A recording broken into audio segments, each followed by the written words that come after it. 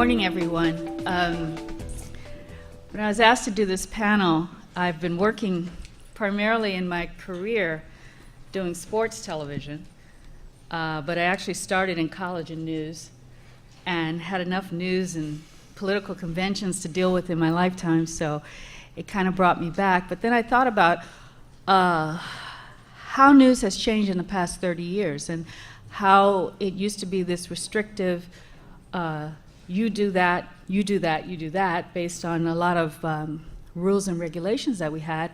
And we migrated to producers editing. We created titles like Predators. We went from tape to file base, did all kinds of things. And now news has really changed. And we're going to talk to three professionals who have taken their news organizations or have facilitated news organizations around the country and in Canada, right? And so today I've got Bruce MacCormack. He is the executive architect, media management and workflow for CBC, and he told me it's Radio Canada, not radio, so I had to make sure that I pronounced that properly. And then we have Del Parks in the middle with Sinclair Broadcast Group. He's a senior vice president and CTO of Sinclair, and they have many, many stations. What was it, 40 or 50 stations you got? Well, we have 65 news-producing stations. Got it. And about 85 markets. My God. And then Jonathan Solomon from Aspera, and he's got the best title on the table here, Faspstream Technical Evangelist. So he's got a biblical approach, I guess, to technology.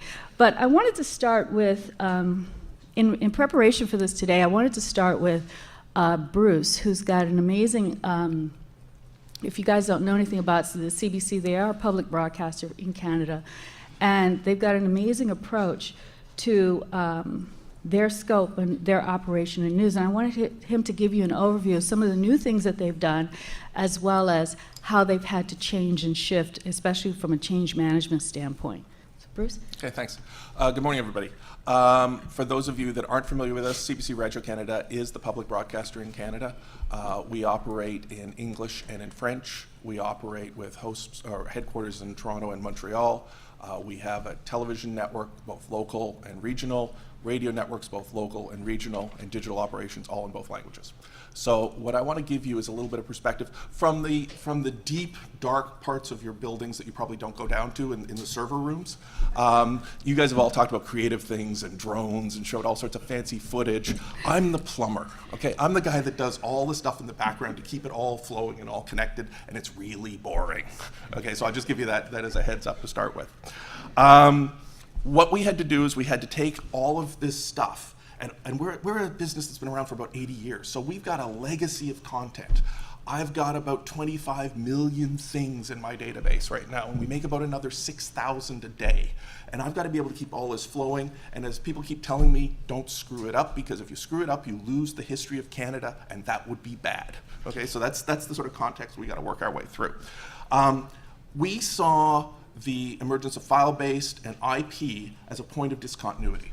And it was a chance for us to take these 6 different organizations, the English, the French, the TV, the radio, the digital, and say, we can't keep going and letting them all build things separately. We have to have a common infrastructure and a common core that we can build on that will support all of those operations. So we took a little bit of time and we sketched it out and we said, how is that going to be? And I'll just give you a little bit of background on what we've done and how we've done it. We're just rolling out now an enterprise MAM. It's been a multi-year project. It's a change management project. You think about a MAM project going in as a technology project, but it really is about change management and alignment of multiple processes so that they all come together. Nothing wrong with the old processes. They all worked. They just were all different. So you got to get people to buy into what's a common approach. A couple of things we've done, just to give you a sense of it. Just one second here. We built in Montreal and Toronto. So politically, is it going to be an English system or a French system? Because it's one system. Is it going to be in Toronto or Montreal? And we took a very Canadian approach. We said we'll put it in both and call it disaster recovery. So we can operate from one city or the other. We put a fiber ring and tied them all together, and we balanced that out that way. It has to have all of our current production. It has to have all our old productions. We got to bring our legacy content in.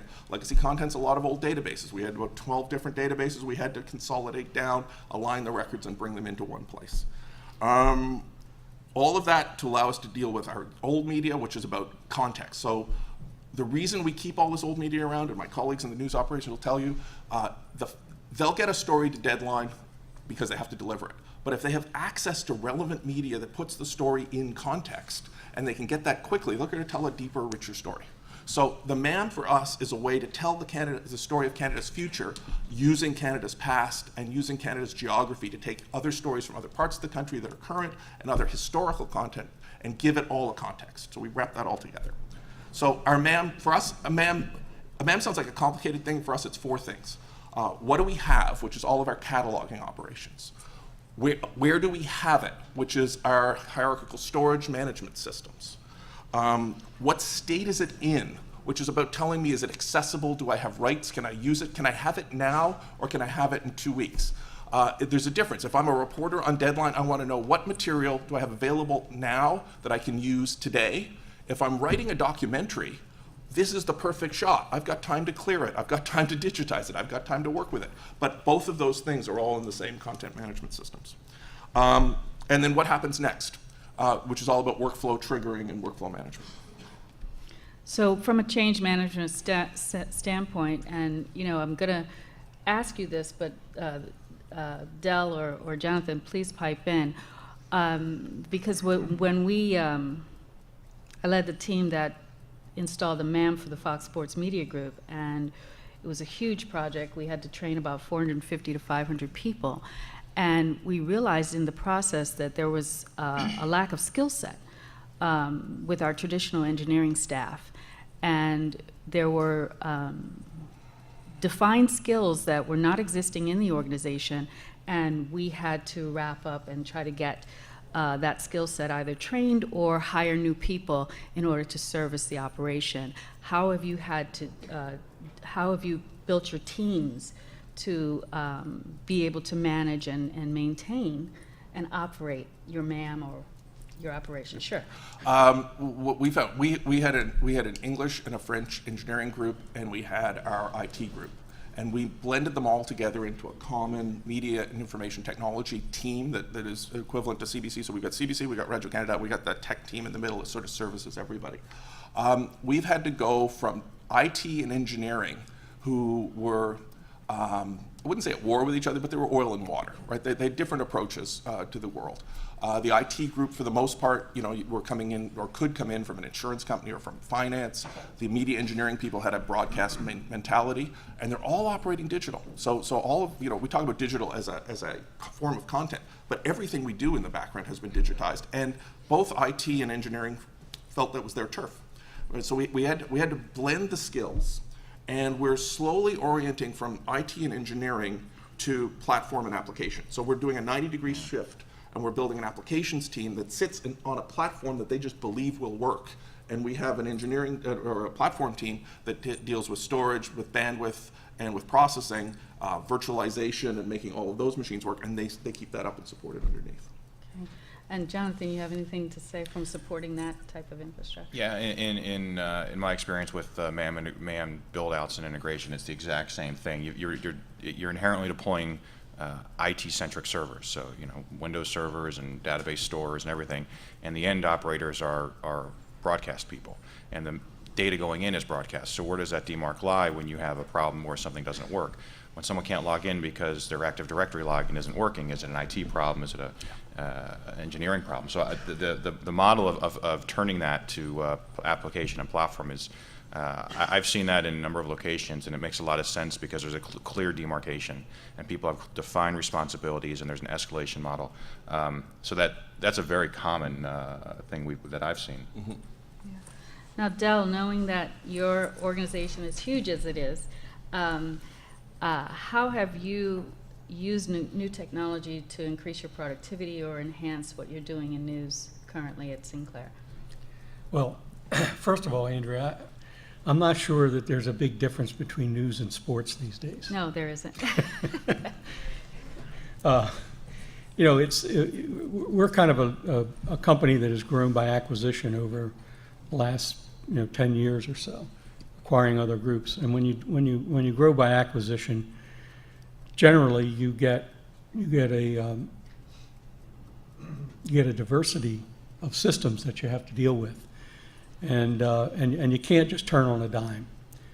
So a few years ago, we made a commitment to move all of our news operations to an Avid platform, with the idea that eventually that platform would be in the cloud. Not today, probably not tomorrow, but in terms of a long-term strategic plan, that's where Sinclair is going. Now, to that extent,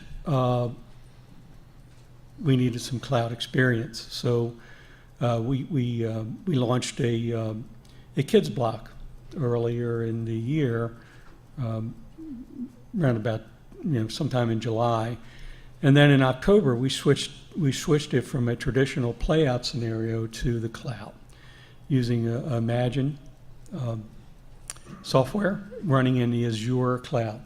So every day, 7 days a week, we run a 3-hour block on 40 or 50 of our television stations in the morning, a kids block, and that's all run out of the cloud. And it's an IP delivery system. We use LTN for our IP delivery system. We've used LTN for this IP delivery system for all of our sub channels that we produce, which there's 3 others: Charge, TBD, and Comet. So we are looking at cloud operations. Eventually, we believe that all of our news operations, our archive, will be either managed in the cloud or facilitated by cloud operations. So I'm not sure that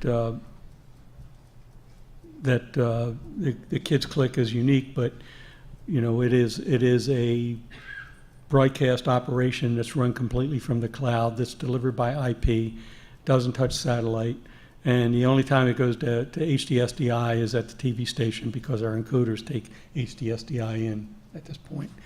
So with respect to media management, we're at the starting gate, really, of looking at a media asset management system. We're approximately 2/3 of the way through our conversions to Avid. And what I mean by that is that Avid system runs in a virtualized environment at each of our TV stations.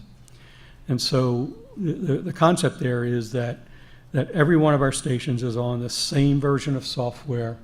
The training remains, the training is the same. The maintenance of that software is fairly easily handled, and because it's in a virtualized environment, every year when we move to a new version of software, we can spin that version up and test it until we're not switching everybody over to an unknown system.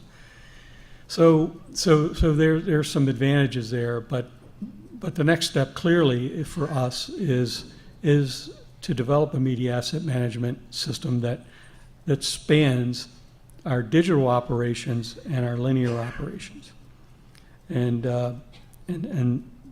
that's important because we do have, again, 65 or 66 news producing operations across the country. And we share 500 stories a week. And so the content gets shared all the time. And we do that in kind of different ways today, some FTP, but mostly Avid Community and a product from Mastech. So for us, it's an evolution. We're not where Bruce is right now, but moving content in and out of the cloud is important to us to do that efficiently. But most important is the operational economics. It has to make sense economically. We're not going to pay more just to be in the cloud. And so while everybody talks about being in the cloud, you know, ultimately the CFO has the final say as to whether you're going to be in the cloud or not, just to be cool, or is it really, are you really saving money? Mm-hmm. And Jonathan, how do you see these trends approaching with news organizations that you've had to support, or where do you see them going around the country or in Canada for that matter? With regards to cloud specific? Or anything? Well, yeah, I mean, obviously, consolidation and sharing, and to Dell's point, across the group has always been and continues to be important. People are starting to realize that it's becoming harder and harder to move this content around in an efficient manner. FTP has worked great, but as files become bigger, longer, it become cumbersome. You might have someone who has a major story coming out of their facility. It's going to all the other 60 some odd news stations. That's a lot of knocks banging on that door to pull content.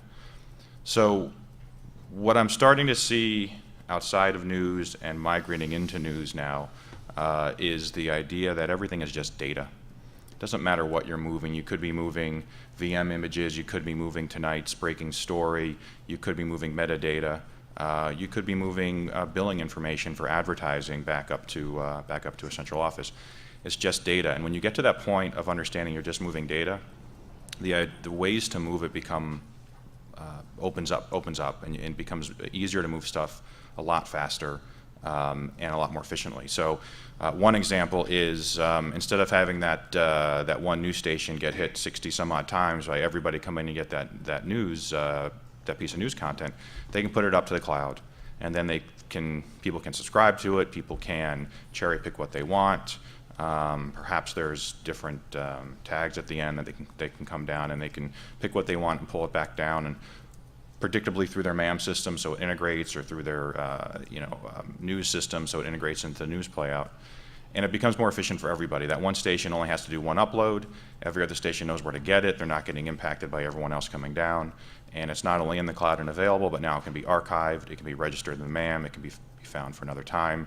You can send, I think we'll talk about this in a minute, but you can send it off for external processing, whether it's audio recognition, voice recognition, picture recognition, conversion between formats. It's all possible in the cloud. It's all automated, and it just makes things easier. So at the end, just processing data is what I'm seeing a lot of customers start doing. They're not looking at it as video anymore. It's data to be processed.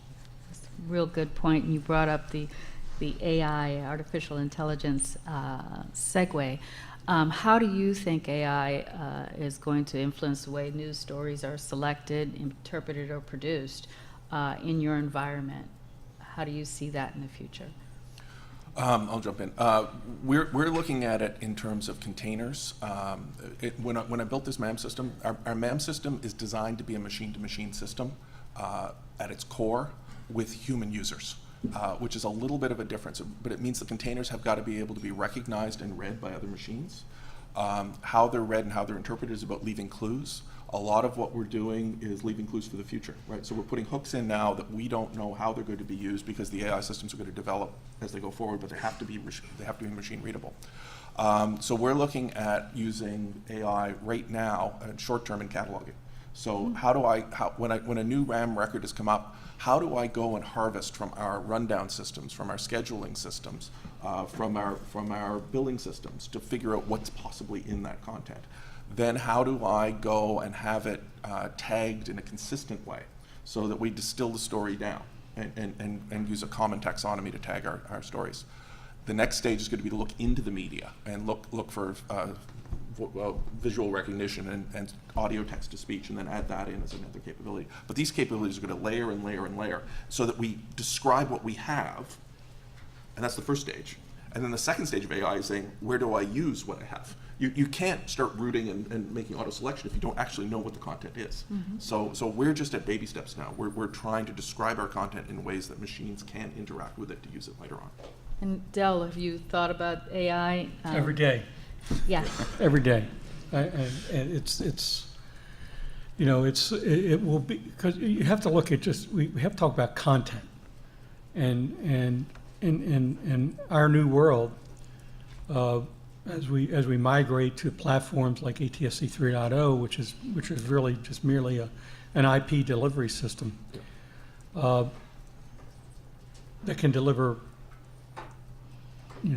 contextual content to individuals or zones or targeting.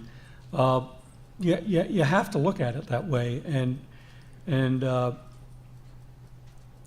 AI, in my view, has two functions. One is to look behind you, but with AI, you have, at least my understanding of it is that, and we've spoken to all the major AI players, at some point we'll develop a predictive predictive model that says that Del Parks likes opera, so therefore we're gonna he likes opera and he likes this and he likes that, and there is a model that can be formed around what kind of content that I'm interested in, and that in that predictive content there may be 1,000 of me somewhere. Someone may want to sell me something based on those attributes, because in the end, we can do all this gee whiz great technical stuff, but if there's not a business model that supports it, I go back to my CFO comment. If there's not a business model or a sales model that supports this, it's just gee whiz, we can do it, but just because we can do it, should we do it? Yeah. And so so in Sinclair we established these teams that consist of financial analysts, technical people, news people where it corresponds to news, salespeople, and so we build these teams to evaluate this technology. It's not just all done in a vacuum. Three guys sitting down in the server room in the basement. But it's very, very important to have a practical application, and I believe that AI, while we can recognize it to do all the things that it can do today, but what the promise is that you can get into this predictive model, and not just for human behavior, but also weather and other aspects of. IBM didn't buy WSI for nothing, right? When you talk about big data, one of the things to recognize is that with digital set-top boxes, there's an IP address and an individually, uniquely known IP address for every television out there. Where that data gets aggregated, who has rights to it, whether it's the BDUs or the broadcasters, is a big issue for discussion. But the ability to do and correlate data is remarkable. I was talking to somebody, not at CBC, but one of the other companies in Canada. They have profiles on individuals. They know what shows everyone's watched. They have cookies. They know if you've looked at a website, which TV shows you also look at, and how do they optimize their ad schedules to maximize revenue on broadcast television. All of that data is about finding patterns. The way you find the patterns is, these patterns are far too subtle for humans to find. You need massive amounts of data. You need systems that can track and find correlations and patterns and trend lines, and then take that information and cause the infrastructure to act upon it. Again, you're getting to the level where, if you use an airplane example, a little Cessna you can fly yourself. A 747 takes a whole lot of computers, and no one's really flying the 747. They're monitoring the computers that are flying the 747. And broadcast networks and data, the amount of data we're getting to is going that way. We need to train people to learn to understand how the machines are going to be making the decisions, because the machines are going to be the ones that are making the decisions. But they have to do so in a way that it surfaces the important attributes of those decisions to a human that can control them. That's good. There's going to be a lot of questions on this one later. By the way, there's never been a more exciting time to be in this business than today. Never. You're absolutely right. From a big data standpoint, one thing that I know a lot of companies who've invested in MAMs and successfully invested in MAMs, there's always a underestimation of storage capability. And I don't know if either one of you or any three of you have come across where you've had to, in the middle of the project, expand your storage space, if you will, and how do you deal with that? Because you do have that CFO who says you want what, so. Yeah. I'll jump in. I guess one of the things we're doing is by putting everything in the MAM, we have one point of view of where we're spending money on storage. So we don't have storage in every city. We don't have everyone controlling their own piece of storage. I've got one giant storage system that we can then monitor in aggregate and deal with in aggregate. But the most important thing is nothing goes into our MAM without a date of death. Okay. Version control is a huge thing. We've got some shows that by the end of the week, we've got 30 files. There's a podcast version, there's a broadcast version. We slightly changed it in a different time zone. We've got a high definition, we've got a low definition. All of that stuff builds up. And without firm rules about when it comes out of the system, you're gonna have an explosion. So it's possible to keep things permanently. It's always possible to override the defaults, but we have a series of defaults that start generally and move to granular. Granular overrides general, and there's always a date of death. Yeah. Gee, that's like life. Yeah. you know, my notes, they basically describe file life cycle: conception, birth, growth, productivity, and death. Right? And that's the way we tend to treat a file. I wonder who gave me a date. One thing I wanted to ask is, we've talked a lot about, earlier they talked about drones, and I haven't been here the whole time because I'm switching back and forth with sports, but where are we, or in your specific organizations, on the growth of what we're actually doing remotely? Transporting feeds, how has that changed? Dramatically. I mean, when you look at bonded cellular, and I we happen to use LiveView. We have, I don't know, well over 200 units. I don't know. Our journalists now, they'll walk past the live truck to go and grab the LiveView. It's probably, I would say, and I'll go out on a limb here, but you may disagree, but the use of bonded cellular, LiveView, DeGiro, TV, whatever brand you use, is probably as significant as when Joe Flaherty introduced ENG to news. Jesus. In my view. Because what it does is it untethers the journalists from the newsroom. And you know, this concept of, you would come back, I mean, I unfortunately, I do remember the days we used to shoot film. But,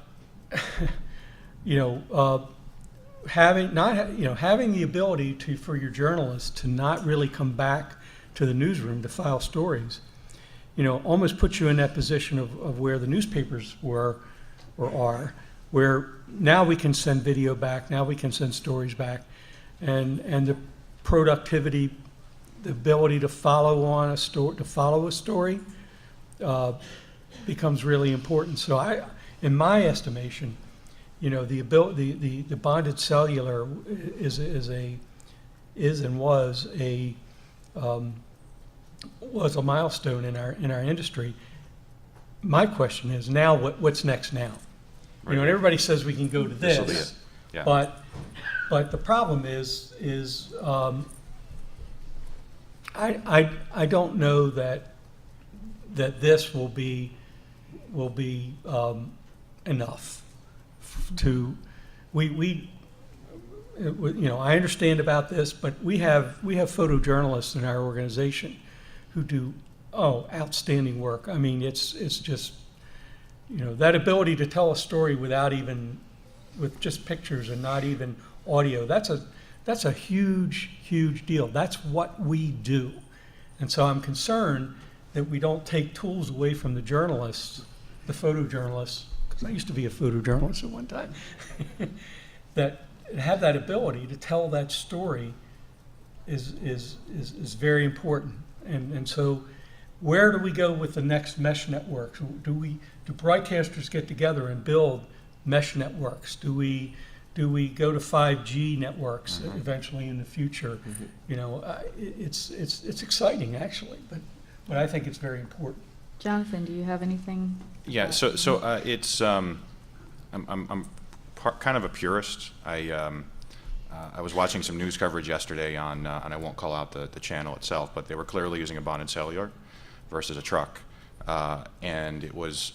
I could see the image of the person presenting the press conference. I could hear them okay, it was breaking up, but compared to the next channel up on my hotel TV, which was crystal clear, it was clearly microwave, it was terrible. And I'm a purist in that sense. And I understand when you're going into a hurricane or something along those lines, first to air is important, especially if there's life safety issues. But I do think 5G with cell phones will be first to air, followed by a full-blown ENG camera, full-blown. There's one right there in front of me, with an optical lens that you can get closer, you can frame shots, you can be creative, do the right things, but that'll still be tied to 5G so that you're very low latency, on-the-spot news, and next to them is someone who's clipping off the sound bites they need for the newscast later on and pushing those up as files as well. And that's just on the ENG side. There's a lot of other stuff in the back end I think that'll really improve, but it's 5G's, I think it's coming out early next year. Verizon's doing it in the US in select cities. I think it's a point-to-point solution. Yeah.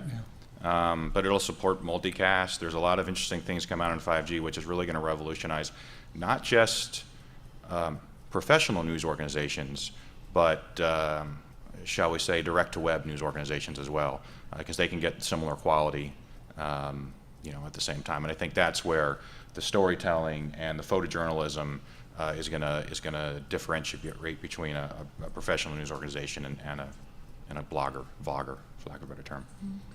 When I think of cell phones, I always think of second screen. And in sports, of course, we use it all the time. Where are you guys, from an app standpoint, developing new apps for news? Or how are you integrating with social media in order to tell a better story or get the story out quicker and distribute it on another platform? Where are you with that? I'm not in the news organization, so I can't really speak for them, other than I know from conversations around the building. Our new national newscast is considered an all-day show. Right? Mm-hmm. It happens to be on television in the evening, mm-hmm. but it's an all-day operation. It's publishing throughout the day as materials come out. Okay. Del, do you see Sinclair? Oh yeah, we started this process, I don't know, 5, 6, 7 years ago. Our newsrooms are branded content centers, and typically what happens is, someone grabs their cell phone, whether it's a photographer who gets there first or a reporter who gets there first, and captures images on the cell phone to send back to the newsroom to post on the web right away. So our whole workflow revolves around content, including digital and/or second screened and/or apps. We have actually a digital development group in Seattle. I don't know, about 120, 130 people. We develop our, like many broadcasters, we've written our own content management system around that, and so it's very easily for our journalists to integrate, images, whether they're cell phone or video from normal cameras, into our digital operations, and we do it every day, all the time. Additionally, we have a product. We have a UGC product we use called Burst, and I think Tim Graves was telling me that over this past weekend, where we had bad weather from Texas up through the south, I think we had I think it was 20 to 25,000 feeds from user-generated content feeds from Burst, which then goes right into our Avid system, which then we can edit, and then we can then redistribute however we see fit. So I don't think there is any news organization in the United States today that doesn't have or evolve or revolve around digital distribution in terms of apps or web or soon to be an OTT product. Mm-hmm. If looking at the time, and I know we want to have a few minutes for questions, I want to ask each of you, as an engineer or technologist, if you had to pitch to a producer the cool new stuff that you are seeing and going to see in the future, for them to be excited about doing news and having more productivity and ease of use from a user interface standpoint, what would you what would you think the next best thing would be for news? You know what, I'm gonna start with Jonathan.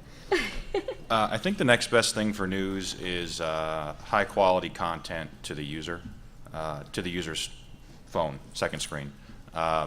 So increasing the ability to deliver real-time, high quality, high bit rate video content over whatever connectivity they have, better than they have today.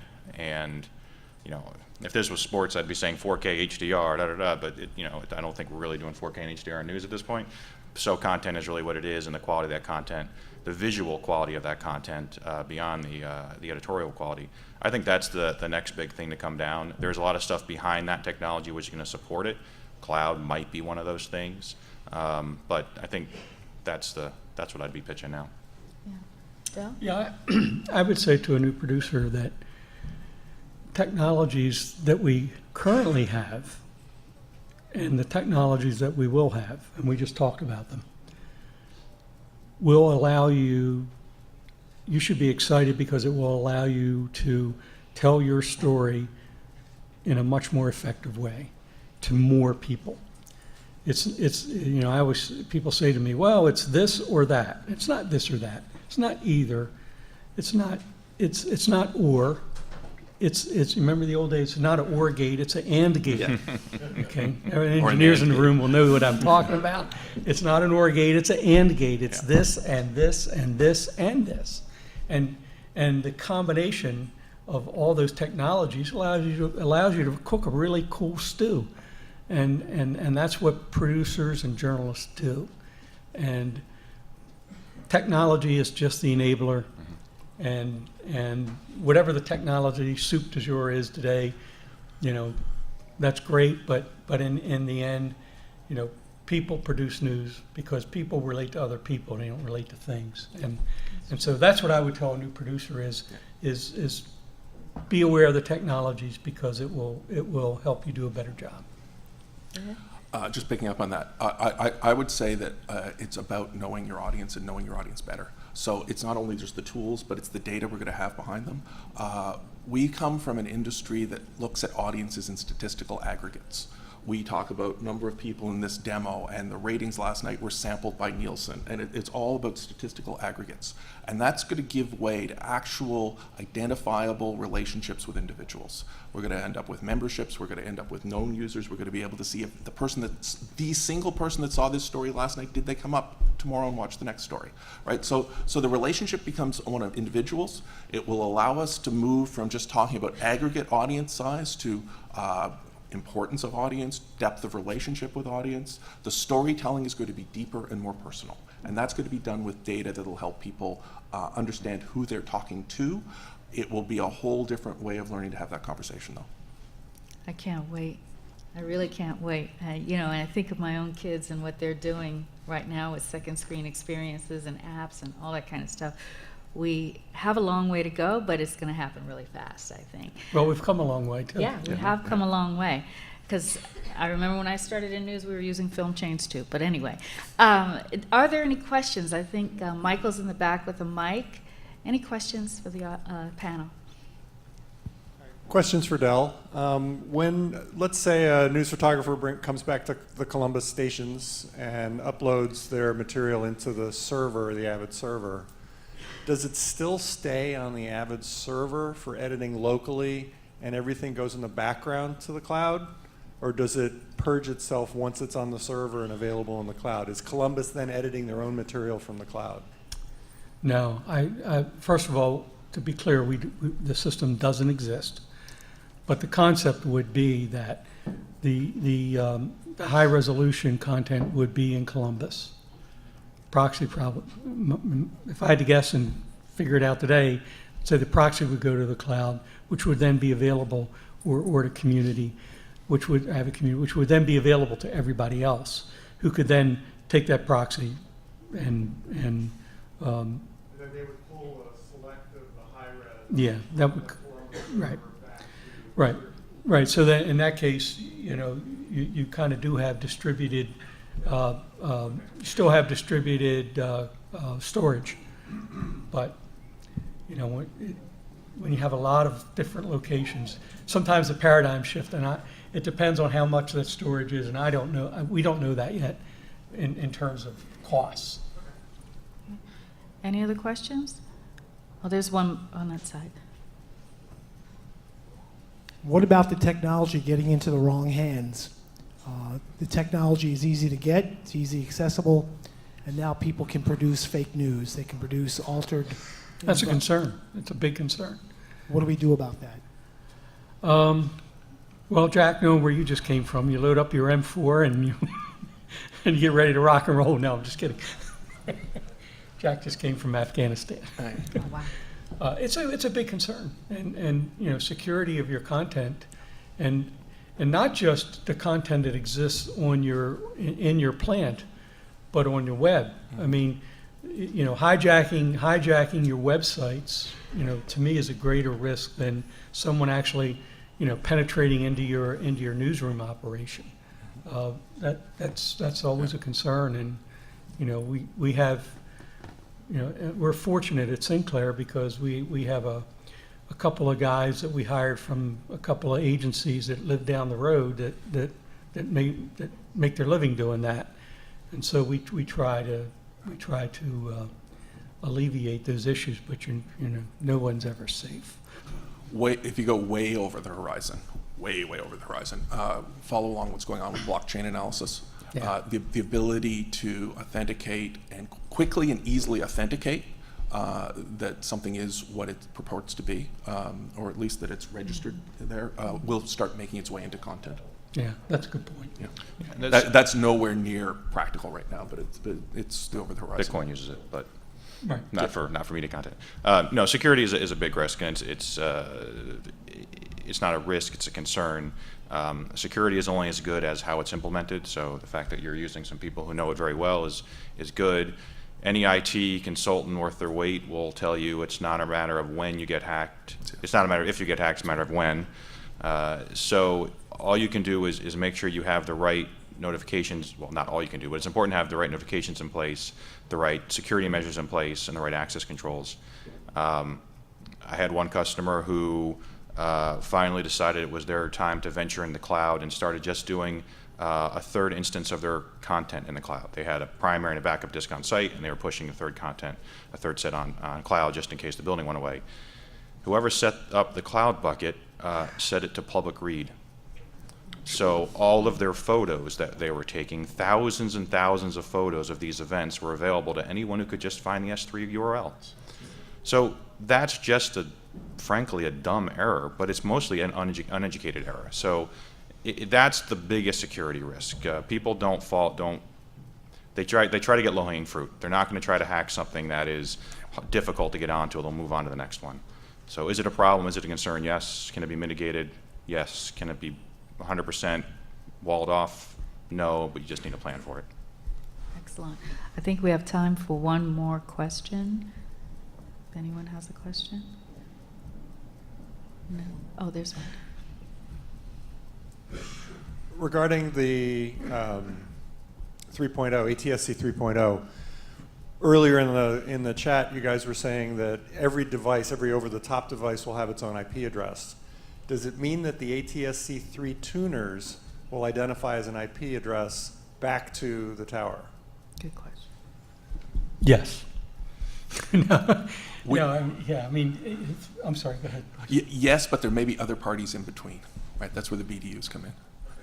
Right? And who has access to that information and how it's shared is a policy decision. So quickly, today, there's a company, Sorensen Media. I don't know if anybody's heard of Sorensen Media. Mm-hmm. But Sorensen uses automatic content recognition software inside of smart TVs today, and they put a little kernel of software in there. And at Sorensen, they can tell in smart TVs who's watching what, because what they do is they fingerprint all the video in a market. All the major cable channels are fingerprinted. All the major broadcasts, at least the broadcasts, are fingerprinted. So they can tell second by second. And because you register your smart TV on the internet, that's a Wi-Fi back end. So even today with ATSC 1.0, you can That technology exists. In addition, you can run targeted content to that device. Okay. I think our time is up. I've gotten the nod from Michael. I just want to thank Bruce, Dell, and Jonathan for their insight. Thank you, guys.